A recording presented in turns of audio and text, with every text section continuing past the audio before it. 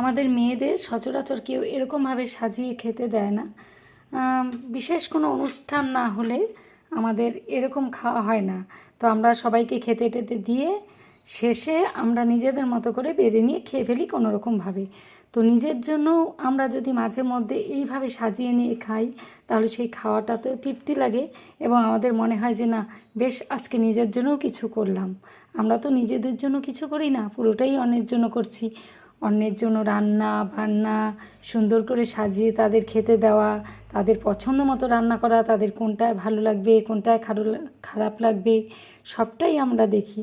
সংসারের জন্য সব করে থাকি, কিন্তু নিজেদের জন্য আমরা কোনো সময় কিছুই করি না।